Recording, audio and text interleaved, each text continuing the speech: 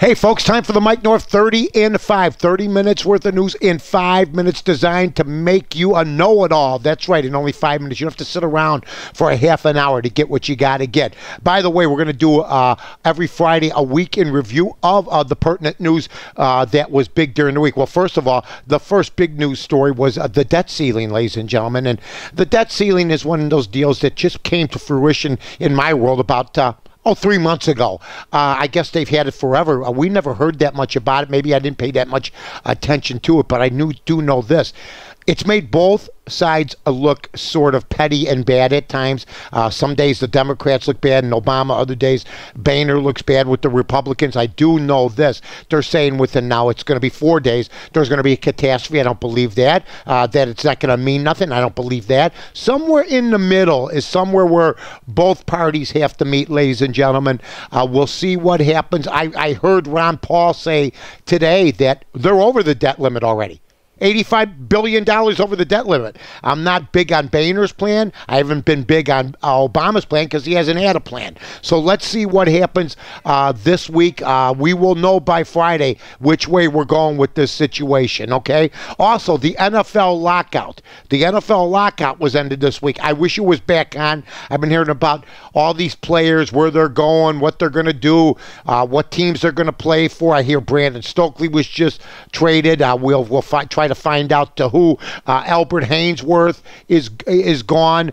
Donovan McNabb is with the Minnesota Vikings. I mean, Haynesworth with the New England Patriots. So there's a lot of movement going on. And Bill Belichick, should people have seen this coming?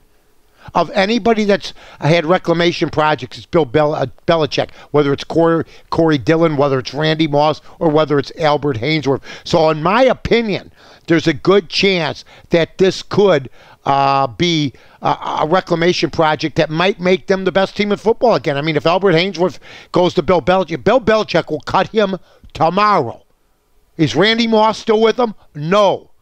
So he'll cut him tomorrow if he doesn't get the job done. Had a great time yesterday doing an interview with one of the classiest guys. I think I speak on behalf of our crew, Corey and everybody, and on behalf of Tasty Trade and tastytrade.com, Doyle, and all the other guys that were with us on a shoot yesterday over on Erie Street in Chicago. Bill Curtis was a guest on the Mike North interviews, and if you get an opportunity, it won't be up right away, but I'll let everybody know here on northtonorth.com that I do work for a place called tastytrade.com, and we are going to have this interview with Bill Curtis. We've also done interviews with Melman, Mike Ditka, Jerry Reinsdorf, and other people. We'll let you know what is going on with all that, but what a great guy. Bill Curtis, CBS 2 Chicago.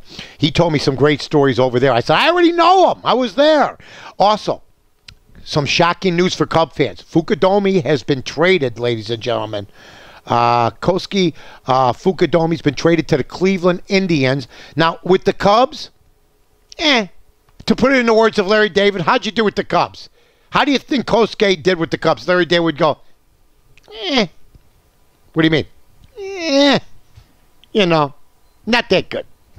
Pretty mediocre. To put it to you bluntly, he's going to the Indians.